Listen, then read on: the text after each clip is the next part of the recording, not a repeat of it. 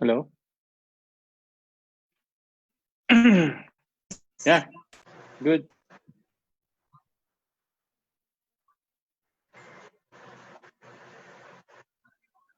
Wait lang, wait lang. Wait lang, sorry. Okay, okay, go.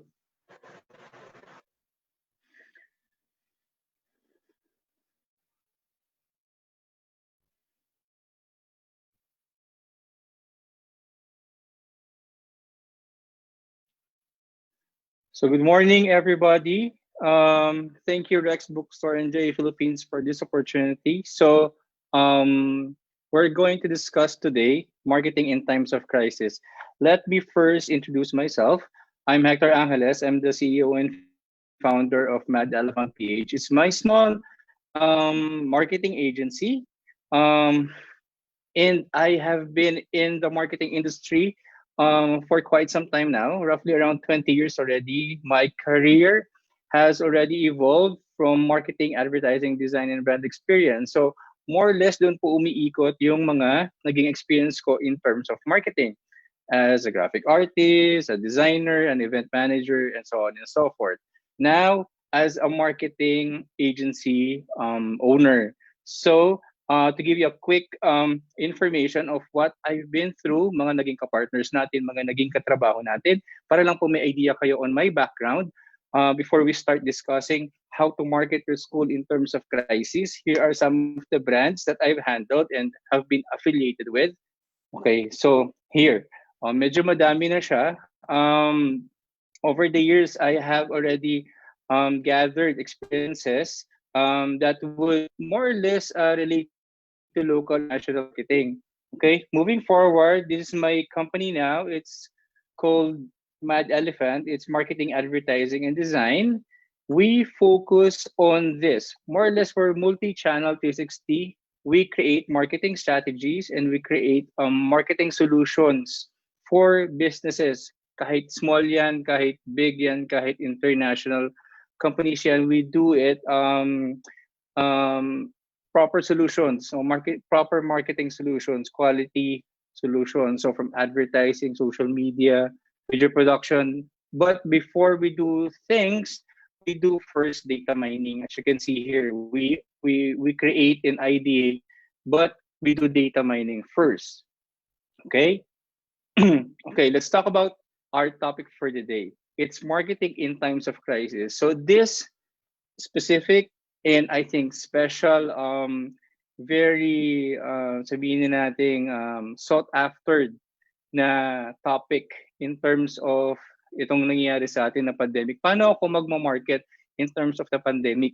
Okay, so it's a very, very big, ang short lang ng question, pero it's a very, very big question no, na mahirap sagutin agad-agad. So let's try to focus on the bullets. Let's try to actually chop, okay, the situation, the topic, so we can understand it fully. So marketing in times of crisis, this is actually a three-part webinar series. Every Wednesday, katulad po today, it's Wednesday at 10 a.m. So 10 to 11 a.m. po tayo every Wednesday starting today. So ano ba yung malalaman natin? Ano ba yung maintindihan natin in terms of marketing in times of crisis sa 3 weeks na magsasama tayo dito?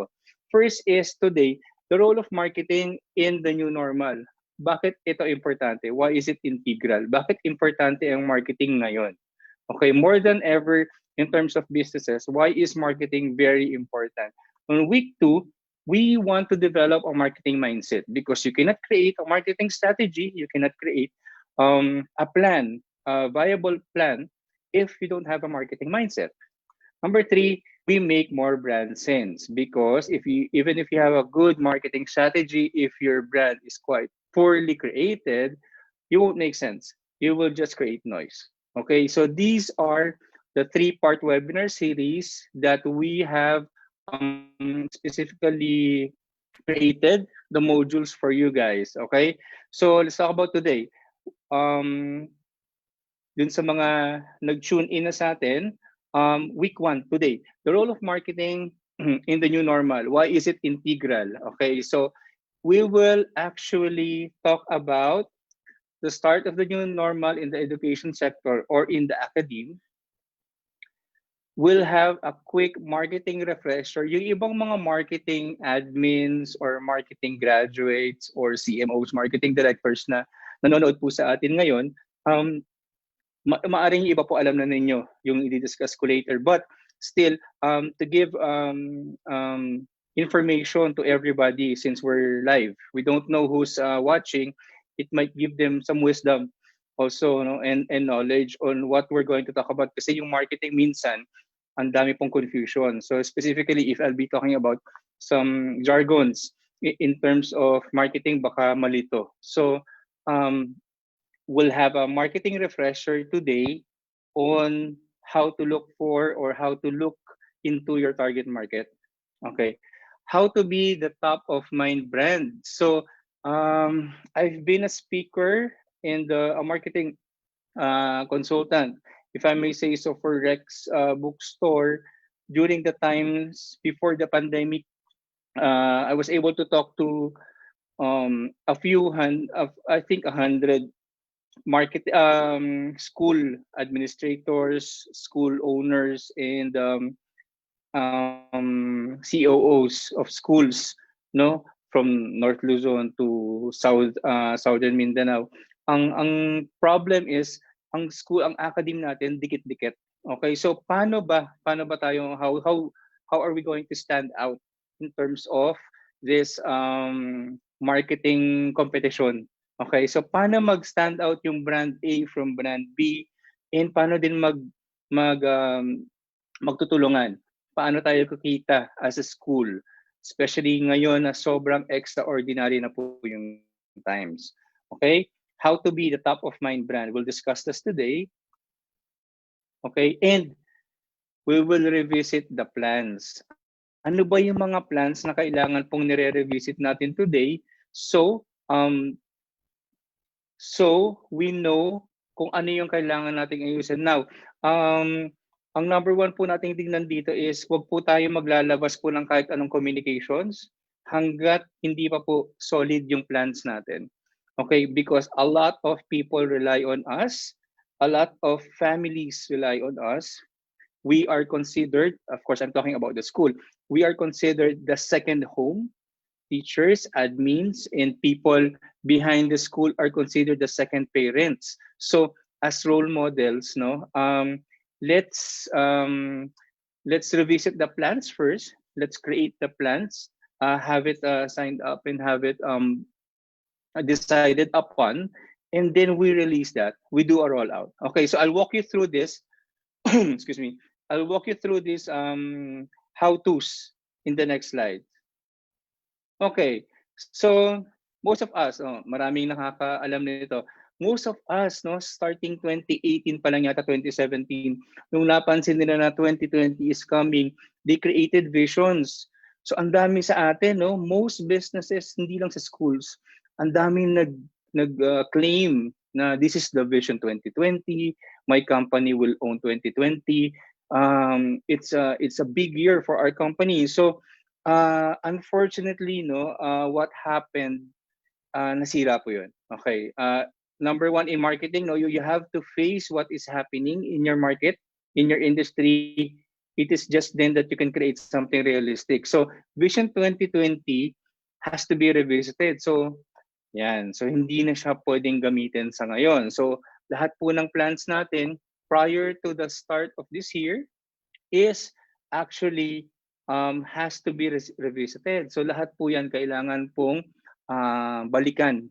Okay? Yung mga strategy po, unfortunately po, ako na po magsasabi sa inyo, kailangan na pong baguhin. Okay? So, ano ba yung new normal? Pero bago natin pag-usapan itong new normal, normally kasi buzz to eh. Lahat tayo in our own unique ways, ang hilig natin gamitin yung kung ano yung uso. So, ano ba yung new normal? As school administrators, as the big people behind the schools, I'd like to give you some tips muna about the current situation. So let's create a quick situational analysis. Ano ba yung nangyayari sa atin? So parts of the Philippines have been in quarantine for a few months already, 2 months. Yung iba sinasabi 8 weeks, yung iba sinasabi 10 weeks na daw. So more or less, we're more than 2 months in lockdown. Okay, this is a fact. Number one fact is we have to um, kailangan natin tanggapin that we are still in a crisis. Kahit po GCQ yan, kahit ECQ, kahit modified ECQ yan, we are still in a crisis. So we have to admit that nothing is normal yet. Okay, so as business owners, as admins, as people who run the schools, we have to admit that we are still in a crisis. So we are living in a crisis, but we have to survive. We have to thrive at least. Okay. Number two, we need to have the right mindset. We cannot, as I mentioned a while ago, we cannot, excuse me, we cannot actually panic. We cannot just jump into conclusions because again, we are an academe. We are the knowledge sets come from us. Okay, so we need to have the right mindset. Paano yun gagawin? So we'll talk about that in the next slides. Lastly, we are being reactive. Wala pa pong nakakaranas ng gantong pandemic. Okay, so everybody po, lahat po ng nakikita nyo online, nakikita nyo in all branches of the businesses, whether retail, commercial, or what have you, even in our businesses in the school, everybody is being reactive. Wala pa pong nagiging proactive kasi po everybody was caught unprepared. Wala pa pong prepared dito po sa nangyaring pandemic. So even in the marketing industry, if I may mention, this is entirely different. No, this is entirely detached from our topic. But one of the major branches of my company, of my services that we offer in our company, is already sabihin natin nag-hibernate. That's actually the live events branch or the live events production in which mahilig po tayo dyan. Mahilig ang Pinoy dyan. Mahilig tayo sa events, mahilig tayo sa concerts and what have you. That is something that has to be accepted, and then we move on. We create things. We create plans from that. Okay, so everybody po is being reactive. So don't worry if sometimes you feel na medyo ano gagawin ko, nagrereklamo na yung mga parents. The parents are asking for the next plans and so on and so forth. So relax muna tayo. I would suggest you gather your mancom, your excom, if you have some, or your board of directors, and look into the scenario and how you can react on a more positive way because as we can see, no, malapit na po yung pasokan. Okay, so I've made a quick chart. But before that, I'd like to share to you the 3 waves of crisis response. This came from Price Waterhouse-Cooper. So dito makikita po natin, ang first wave is the immediate term. So yung terms po natin yan, normally tinasabi natin short term. Okay, so sa wave 1 po, sa immediate term, you have to mobilize. Okay, secure the safety of your workforce and establish response structure. So paano yan? Kailangan ma-secure po muna natin yung bahay natin o yung school natin. Okay, yung workforce po natin from the teachers, the admins, okay, yung utilities po natin. Dapat po yun secure po muna natin and we can establish response structure. Okay, so paano tayo magre-respond dun sa nakaharap po sa atin? So that's one. That I think everybody's doing that right now. I think every school is doing their own ways of coping, no? Depende na yan sa regulations ng local government. But then, this is basically what is happening, no? Immediate term natin is to mobilize. Second is to stabilize. Ito, dito na tayo pumapasok. That's why we have webinars like this, no? We need to stabilize. So whatever we're doing, we develop tactical responses to the challenges of navigating COVID-19's new normal. Okay, what we're going to do in the next days to come, no? Or yung ginagawa na po natin ngayon, definitely po yung ibang mga schools, most of you guys are doing it already. You are doing tactical responses sa challenges ng kung paano gumalaw dito sa COVID-19 sa new normal.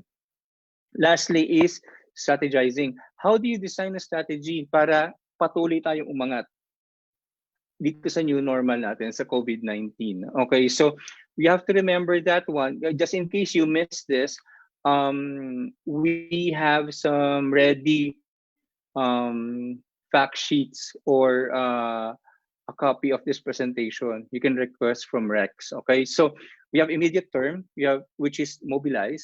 Second is medium term, which is stabilize, and then the long term, which is wave 3, okay, or strategize. So please remember those things. That is mobilize, stabilize, and strategize. So nandito pa lang tayo sa stabilize. Yung hindi pa po nakakapag-work on mobilization, please look into that first before we do stabilization. Okay, because we cannot be stable if we were not able to mobilize first. Okay? Okay, so gumawa tayo ng quick na scenario. Ano ba yung natin, pinag-uusapan po natin yan. So makikita niyo sa graph ngayon, yung graph natin ngayon, no, sa baba, months po yan. So we're in May, June, July, August. So on and so forth hanggang December. So yung lagi po nating naririnig po ngayon sa ating yung narinig po natin ngayon sa ating media is flattening the curve. So if example lang po, based on research, based on a lot of mga scientists po natin across the globe, sabi nila, naglagay sila ng date kung kailan bababa or magko-flatten yung curve natin sa Philippines. So sabi niya around July mag-start na yan bumaba. Sana.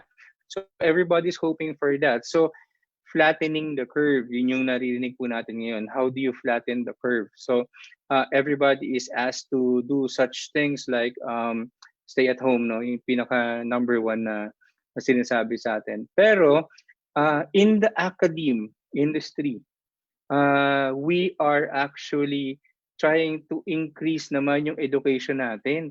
So, mapapansin po natin kasi magmi-meet po yan sa middle.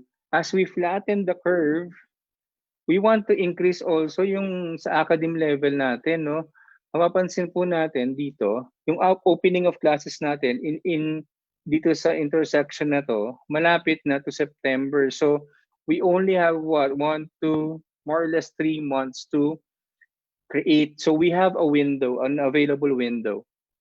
Okay, wherein we can market, we can rebrand, we can re-strategize, we can do a lot of things. Of course, hindi naman pwedeng pag first day of classes, pumasok na lang, syempre. Dapat meron niyang enrollment. Before enrollment, ang daming questions. So, paano ang safety ng anak ko? How do you do this? How do you do that? How can you guarantee this? How can you guarantee that? So, ganun po yun. So, those things, as you can see, no, kasi ang marketing po ngayon ay konektado na po sa lahat ng branches, sa lahat po ng sangay ng ating ng iba't ibang departments po ng ating company. Hindi po yan basta marketing na lang.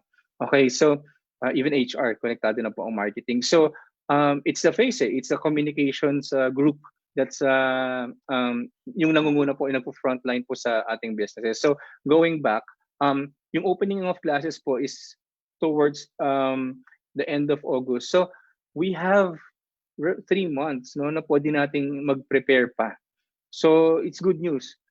Um, with these modules that Rex is doing. So I hope we can learn more on how to properly market and advertise your school or rebrand your school. So please take note of this because this is quite yung una kasi mag-slide na lang yung oras, mag-slide na lang yung months.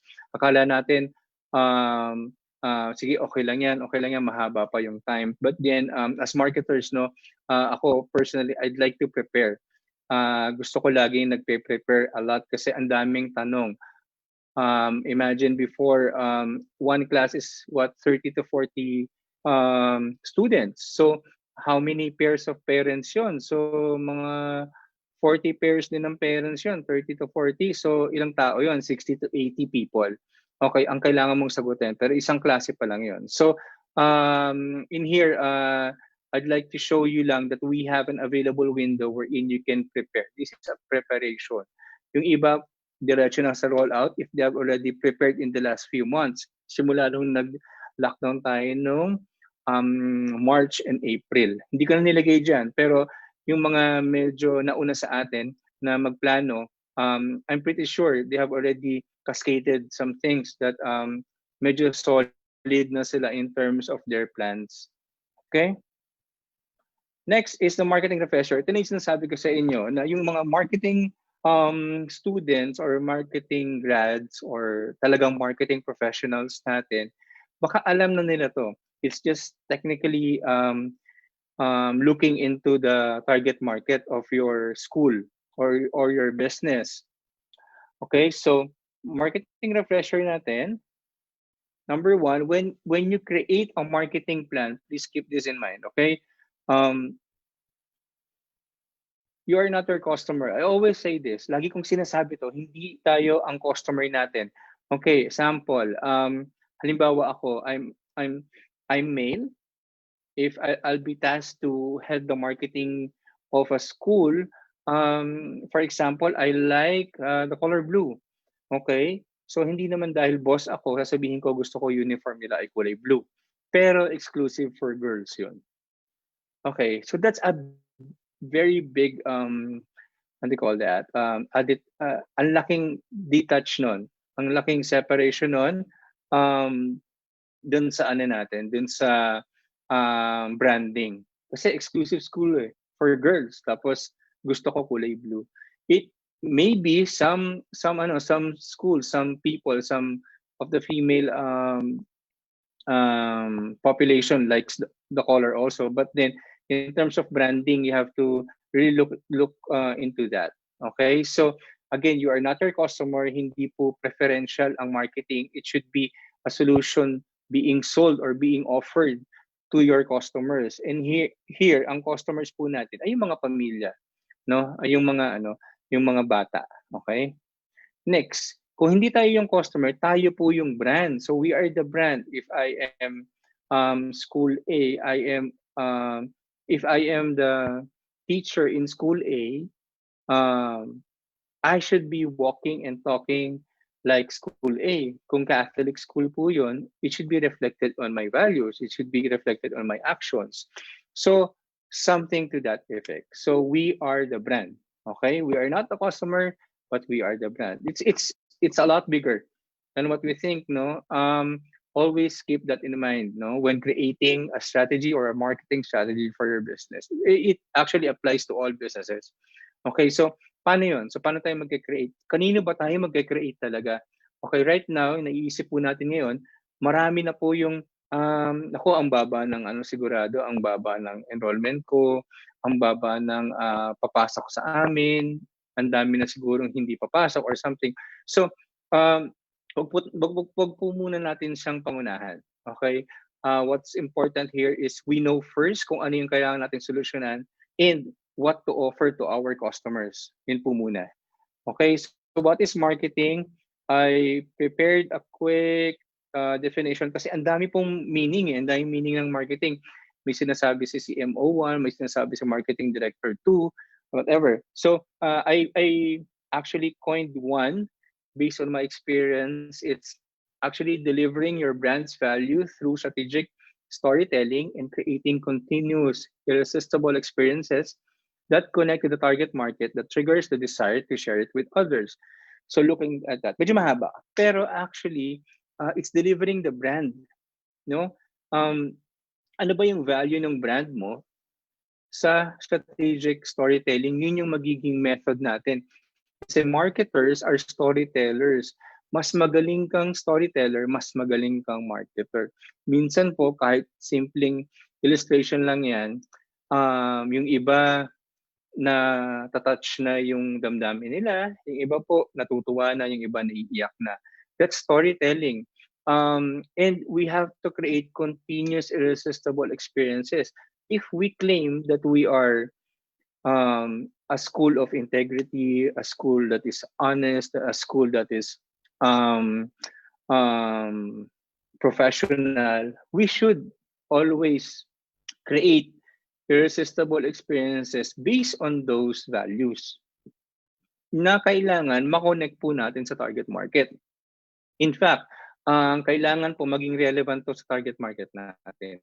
Okay, pag na-trigger yon like, nagustuhan nila yung post natin, nagustuhan nila yung communications natin, nagustuhan nila yung the way we educate people in our school, they will share it, di ba? That's why in some of the legacy schools na I was able to talk with the owners, most of their attendees or mga students, mga enrollees nila, mga enrollees nila are actually mga apo na or mga pamangkin na or mga anak na ng mga past mga alumni ng eskwelahan na yon. So basically, that's what I want to share with you, the definition of marketing for me. Okay. Next, marketing has actually just um, two unique selling items, if I may say so. That's product. As you can see in this illustration, dito yung hawak niyang camera, yun yung produkto. Kung ano man yung tangible, camera, lenses, lights, tripods, whatever. So dito, makikita po natin, yun yung produkto.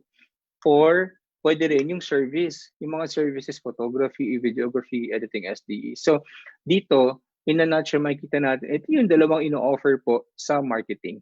Okay, pero pwede rin dalawa. Okay, pwedeng both. Like for the school, you have the product, the school, and then the service is the education. Sometimes it goes back to the product. The product becomes the students become the product after the service. So kailangan natin when doing marketing strategies, we have to focus. Are we selling the solutions? Yung solution po ba natin, yung produkto o yung service? Okay. If we always, I always notice this in the marketing or their business core values, yung high quality education. So yun po ay pumapasok. I'm sure you would all agree. Marami po naglagay yan sa ating business core values, yung high quality education or marami po nagki-claim yan. So yan po ay papasok sa service. So we have to make sure na high quality po talaga yung education natin, especially in the new normal. Papasok po lahat yan. Maganda nga po yung ating mga programa, pero minsan po, yung technology naman po, if we partner with a not so good provider, so it would affect our service to our customers or to the families that have enrolled their children in our schools. Okay, so quick lang, target market. I'm pretty sure you know this already, but a quick glance on it. You know first and understand your market, because otherwise magugulahan po tayo sa messaging, magugulahan tayo sa communications if hindi po natin alam kung sino yung kinakausap natin. Yun po yung target market. Sino po ba yung gusto nating kausapin? Sino po yung gusto nating ofera ng service? Okay, again, we are in the business of helping them be educated, helping them to gain knowledge and wisdom. So, sino po yung target market natin? If we can answer that properly, definitely we have a good footing already in the marketing strategies that we are going to create. Okay. marketing, we start with gender. Of course, is your target market more on male or female? You have, okay, dito po sa isa po siyang exercise. Sana po isa pong grupo ang gumawa nito. So you can do a brainstorming or you can do a quick information gathering. Okay, so you start with sino po ba yung ano natin, mas target market natin, lalaki po ba or babae? So yung iba sabihin, oh both, okay, so co-ed kami. Yung iba sabihin, hindi, exclusive lang kami for male, exclusive lang for female. So put that in writing and then you move on to the next. The next is age. Ano po ba yung target market natin? Okay, meron tayong um, may toddlers ba tayo, preschool, or we have elementary, or junior high, or senior high school. So ipasok po natin yung age doon. And then age appropriate po dapat yung information na ilalabas po natin or i-cascade po natin sa kanila. Next is hobbies. Okay, how do we, bakit natin nilagay ito? Kasi kailangan po natin mag-relate sa kanila. Dito po kayo humuhugot ng information ng mga extracurricular activities nila pag nasa eskwelahan. Okay, dito tayo magko-connect sa kanila yung mga mahilig mag-gitara, mahilig mag-music, mahilig sa sports, and so on and so forth. Okay? Next, interest. Ano ba yung mga gusto pa nila aside from their hobbies? You have to look into this also. Okay, right now, marami na dyan na online-based na ang interest. Like yung mga social media apps or yung iba't ibang mga ginagawa nila sa mga pastime nila. Okay, look into this. List as much interest that you can and pag-aralan nyo po, i-analyze nyo po ng mabuti. Pero don't make it magkapareho ng hobbies and interest. Next is location. Of course, if you are from this area, dapat ang target market mo, lagyan nyo po ng kilometer radius. Sino po yung first radius ng target market nyo? Ito bang barangay na to? Ito bang town na to? And then move on. For example, you create a 5-kilometer radius. Next is 10 kilometers and so on and so forth. Depende po kung sino po yung gusto nyong i-target. Kasi po napaka-importante po nito kasi mahirap po mag-target ng mass public. Okay? Mahirap pong mag-communicate ng ganon. Yung basta na lang mag-cascade ng information or magma-market ng services. Okay? Next. Income. Are we, is our education or our tuition quite high? Are we offering through our education through vouchers, through the government, or voucher plus additional miscellaneous expenses, and so on and so forth? So, kailangan po nating tingnan yun. At sino po yung mga families na tina-target natin for that? Okay? So, after this, pag na-create na po natin yon, we are creating the buyer persona already. Yun nga po yung sinasabi ko kanina, mas detalyado po, mas maganda. Okay? Next. After you create the buyer persona, you create the lead pin. Okay, lahat po ng lead, ang ibig sabihin po ng lead pin ay isa pong tao na papangalanan po natin and all efforts must be directed towards the lead pin. Okay? Sample. Case study, for example po, ito po yung isa sa mga naging client po natin.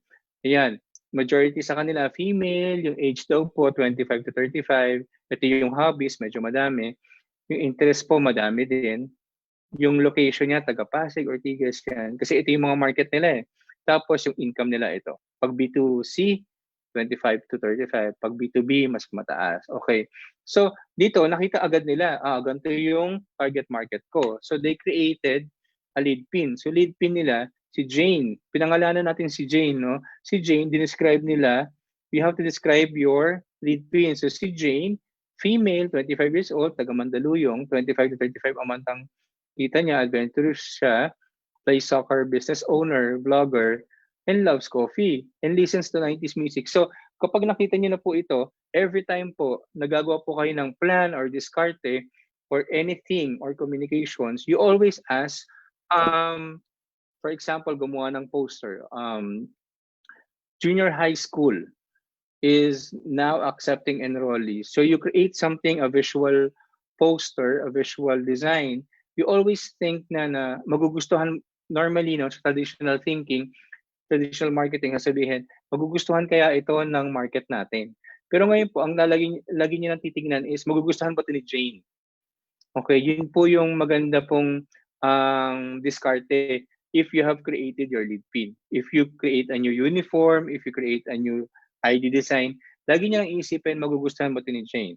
If you create a new system, a registration system, enrollment system, everything will be tailor-fitted to the lead pin. Or for example, school A, magugustuhan ba ito? Or can Jane comply to this? I hope you got it. We move on. Tapos, titingnan niyo po yung trend walk ng lead pin. Saan ba siya? For example, in this is quite a business trend walk, no? So, pagkagising niya sa umaga, nag-prepare siya ng work, nagko-commute siya, nag-office siya, tapos babalik siya, bibili siya ng food sa labas. Okay? So, these are called touch points. So, sa bawat touch point po, you create the experience, and then pag nag-create ka ng experience, you build awareness there. Okay, doon lang po kayo mag-advertise. Hindi po kung saan-saan. Kung hindi po kung doon nag-advertise yung competitor natin, doon din po tayo. So, better po makita niyo po saan po ba dumadaan yung parents, saan po ba dumadaan yung mga influencers nung nung target market. And then you create the experience. Okay? Okay, how to be top of mind brand. So this is just a quick pyramid of the top of mind awareness, no, in marketing. So pinaka bottom yan, hindi nila kilala yung brand natin or yung school natin. Second is brand recognition. Second is brand recall. Next is top of mind. Okay, pag nagkaroon ako ng anak na lalaki, pag nagkaroon ako ng anak na babae, saan ko siya pag-aaralin? Okay, if your school pops out, yung unang sinasabi ng tao, you are the top of mind school nung family na yun. So, lahat po sa marketing, ang lagi po nating race is to be on top of mind nung target market natin. Okay? Communications. Ito, I want to ask you this. Have you been proactively communicating to your target market since the start of the quarantine season? Or nawala na lang po tayo? Okay? We have to always be connected to them. Okay? Kasi sila po, nag-aalala po sila. Okay? So, how do we be connected? Paano tayo magiging connected? Okay, communication suggestions, establish natin yung proper online channels. Ang dami naman pong free. So, pwede po tayo Facebook, Instagram, sa LinkedIn for business, on Twitter. Okay, ito po, lahat po ito ay free. Okay, so, we can establish the proper online channel, cascade po natin properly, have it sent. If you have a big school, lahat po ng students po natin doon, ipalike po natin sa pages natin, and eventually ito na po yung pagiging first step natin for proper online channel advertising. Second is regularly update your market. Paano po ba regularly ina-update yung markets? Of course, you have to create contents. Dapat regular yung content mo.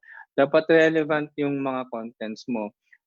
Even if it's an announcement, even if it's a picture, a post, or a memo. Basta po regular po yan. Okay? These tips or these strategies can create yung mapapalagay po yung loob nila sa atin.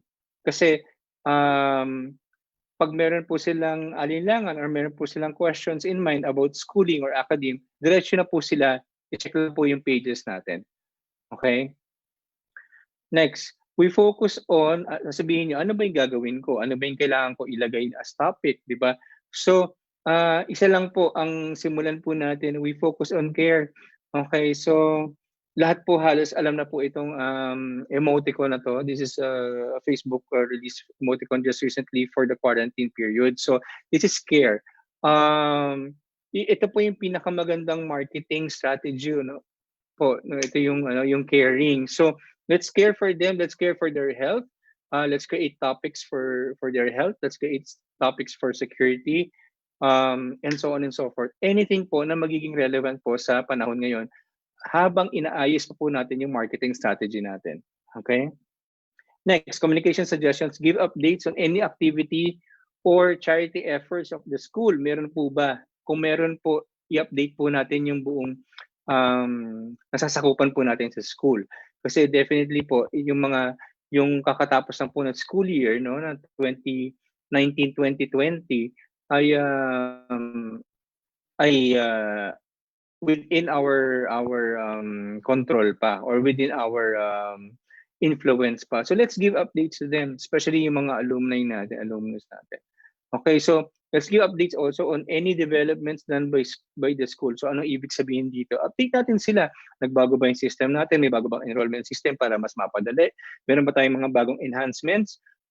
So paano tayo nag-a-adapt sa new normal? Paano po ba natin balak baguhin yung mga systems po natin, yung mga ginagawa po natin? May bago po bang sa mga modules, sa mga subjects, sa social distancing? Ano po yung mga concepts natin? We can update them on that. And actually, some schools are creating surveys. Surveys is one of the most powerful marketing tool din para mas tailor-fitted or mas customized po yung marketing strategies natin for our schools. And then technology, are we adopting a new system? Are we partnering with the biggest network to deliver the online schooling, or the online education, or what have you? Parang ganoon. Kailangan po natin silang i-update para po hindi po para bits and pieces po yung information nila. Of course, we have to always understand that hindi po pare-pareho po yung level po ng understanding natin,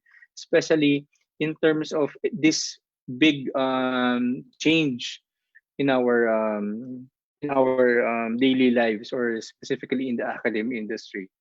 Next, you revisit the plans. Okay, dito tayo sa last chapter. So, we revisit the plans. Ano ba yung plans na kailangan nating i-revisit? Number one, before doing the plans, before revisiting the other plans, you revisit first your SWOT analysis. You do a SWOT analysis again. Ano ba yung strengths mo ngayon? Definitely yung strengths ng schools nyo before the pandemic or before the COVID-19 is not the same strength that you have right now. Okay, again, acceptance po and proper mindset. We have to be clear on that. You accept what is your strength, what are your strengths now, okay? And next, ano po yung weakness natin? This is internal. You don't have to publish this or something. You don't have to create a post. This is very, very internal. You gather your teachers, you gather your educators, you gather your mancom, your excom. So do this. You would know yung real score about your school. Saan ba tayo nakatayo sa ngayon? Ano ba yung opportunities natin? You may have the biggest server sa school nyo that you can utilize. You can have you may have your a different set of system. Okay, so these are the opportunities. And then threats. Ano ba yung threats natin? So revisit your SWOT analysis again before creating any marketing strategy. Next, revisit your branding. Yung school nyo, wala pong nagmamarket ng hindi po solid yung branding nila, because this is very, very important. So you revisit that also. We will talk about branding by next week. Okay, or I think in the next weeks to come for branding. Next, we revisit the marketing strategy. It is just then that you can revisit your marketing strategy. Okay, pag nagawa mo na yung SWOT, yung branding, and then you revisit your marketing strategy. Okay, so I think that sums up today's webinar episode. We are wrapping up, and I think I'll be answering some questions for the Q&A. Okay, first question. Okay, the questions are sent to me by the Rex implementation group. Here's the questions. A number of parents are considering homeschool for this year. How can we encourage them to still enroll? Thank you. Okay, encouraging them to enroll is a big question. So siguro i-break down po muna natin ano po ba yung ino-offer natin for enrollment. Okay, again, mind setting po is very important. Given this question po, we have to also influence them na hindi naman po tayo nasa traditional um, setup pa. So may pagbabago na pong mangyari. So dito po papasok na kapag maayos na po yung, or we have already seen our SWOT and we are already firm with our marketing strategies, we know what to offer them. Okay, so for example, we can always tell them na, hey, we can encourage them to enroll in our, for example, don't get me wrong ha, pero ano lang, idea lang, um, enroll in our senior high school program. It's full online, something like that. We have partnered with this telco and partnered with Rex and J Philippines, the biggest um, um, entrepreneur provider in the industry or something like that. You create unique selling propositions again. Doon nyo lang po sila ma-encourage na mag-enroll kasi definitely iba na po yung academic industry natin. Okay, so I hope I was able to answer your question. You create your offer first before you ask people to enroll there. So, kumbaga, in layman, in simple terms, we create first yung product and service, and then saka natin i-offer. Okay. Next question is, how would you encourage parents to enroll their kids amid pandemic? What promotional strategies can you suggest po? Okay, enrollment. Okay, again, enrollment for me is um, making someone join to a specific program. Okay. Again, I will go back to mindset. Mamaya kasi, kailangan natin i-clear. Yung mindset po ba nila is pag sinabing enrollment, physically pupunta din sa school. Okay. Or physically ba, nasaan ba dapat physically? Yun yung biggest question. No? So, pwede naman kasi mag-enroll tapos homeschool siya. Pwede naman kasi mag-enroll tapos nasa bahay lang. Okay? So that depends on the program wherein we want, 'di ba? Of course, I believe there's no parent naman na na ayaw tumigil ang mga anak nilang mag-aral. Pero syempre, ang iisipin po diyan is paano yung security? Okay, paano po yung magiging natin, guarantee ng school. So again, it all goes back to what are you offering and why are you asking me to enroll? Okay, so it's like chicken and the egg. So yun, siguro po, i-revisit po muna natin yun. Dito sa question na to yung I'll not mention the name, pero better po na na gawin po muna natin yun. And then, madali na pong gumawa ng promotional strategies kasi we can do Facebook ads, you can do a lot of chatbots and what have you. Mabilis na po yan, basta alam na po yung ino-offer natin. Next is, what is the best strategy that we can use in marketing school this pandemic period? So ayun, I believe with this question, no, it will be answered in the 3-week session natin. We have started with looking at the target market. We have started with actually mindsetting the audience, no, yung mga nanonood po sa atin ngayon. So we have started to do the situational analysis in marketing. So we will arrive at a specific we will arrive at conclusions. Pero yung specific po na marketing strategy po sa pandemic period, I think that will be discussed siguro on exclusive exclusive sessions with me. I think Rex is also offering those exclusive sessions on marketing. I'll be glad to answer you directly kasi I believe po yung audience po natin ngayon are all competitors. Magkakalaban po tayong lahat. So hindi po tayo pwede mag-discuss basta-basta po ng specific na mga answers or diskarte po in the school promotion or marketing. Last question is, with the internet connection we have in our country, how can we assure that our students will have a quality learning? Okay, operational po siya. Operational question po siya.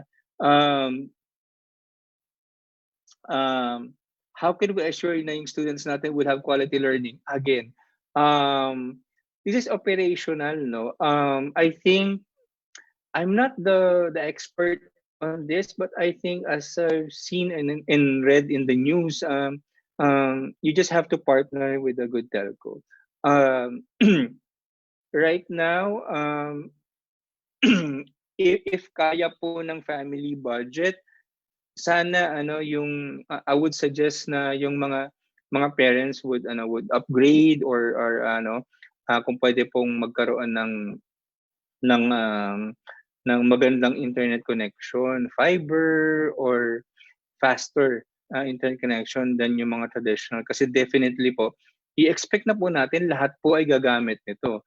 So at yung iba po maaring online, maaring video conferencing po katulad nito. So mahihirapan po talaga tayo mag-communicate properly or magturo sa mga bata kung lagging po yung information yung ano natin.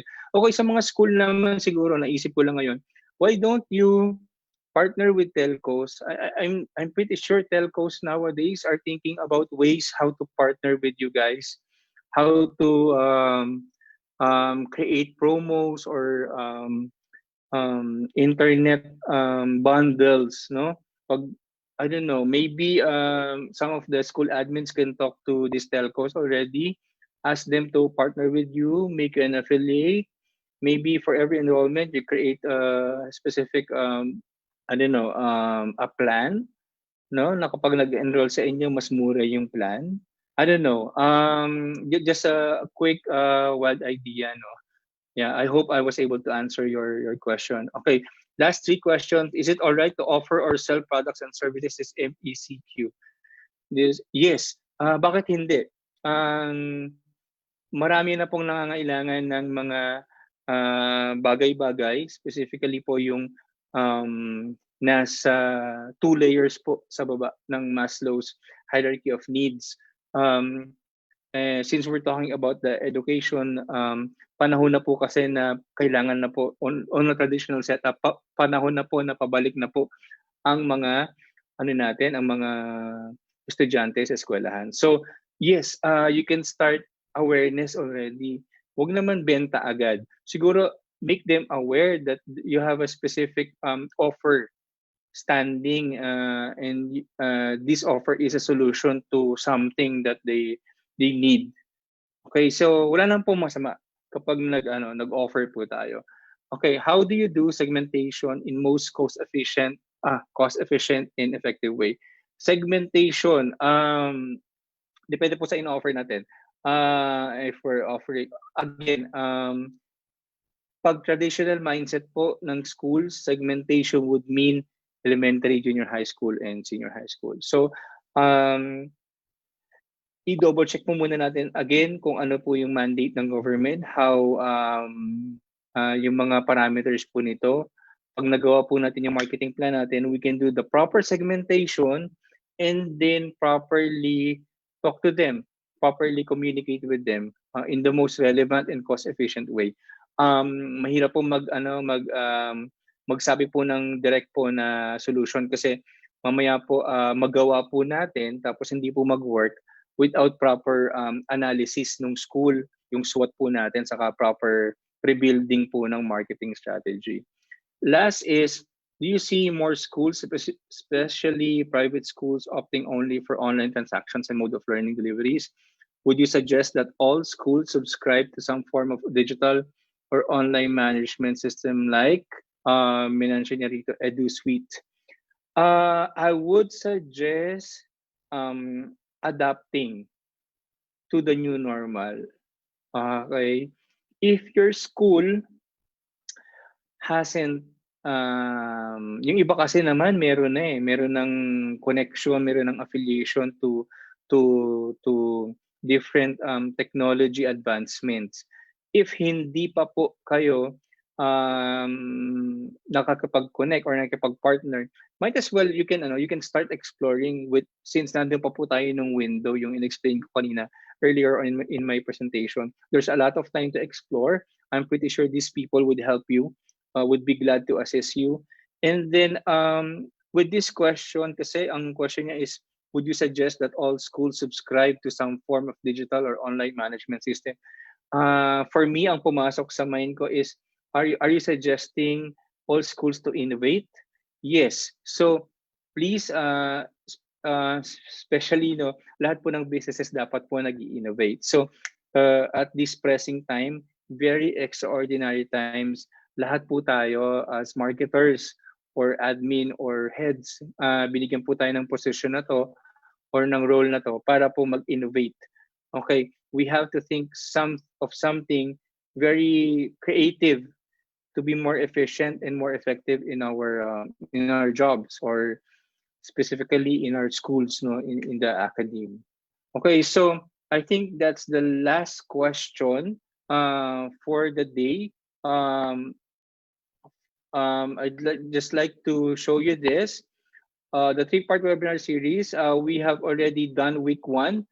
Thank you guys for sharing to me your time today, this morning. So I hope I can see you more of you on next Wednesday, 10 a.m.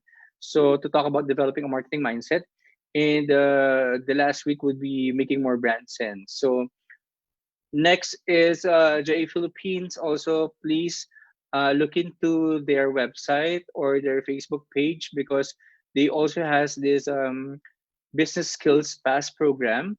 It's a program specifically designed about entrepreneurship, financial literacy, and readiness. So it can help you yung mga may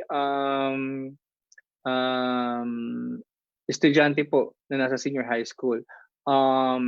These links are within the presentation. You can click and download the brochure, and you can also get in touch with them. I think their Facebook page is JA Philippines, and their website is also japhilippines.com. Or yeah, so please get in touch with them if you're interested with the Rex JA Business Skills Pass. Okay, so I just like to end my presentation with this. Even when you are marketing to your entire audience or customer base, you are simply speaking to a single human at any given time. Just like this webinar po, marami pong nanonood po sa atin. Hundreds po yung nanonood po sa atin. Pero ngayon po, parang ako lang po yung kausap nyo. So that is marketing. So even when you are marketing to an entire audience, lagi po nating isipin na we are only actually speaking to a single human. So we might as well be clear in our communications, be relevant, and be precise. Okay, so thank you very much. Rex Philippines, VA Philippines, this is Hector Angeles from Mad Elephant PH. You can like our page and follow us also. Thank you.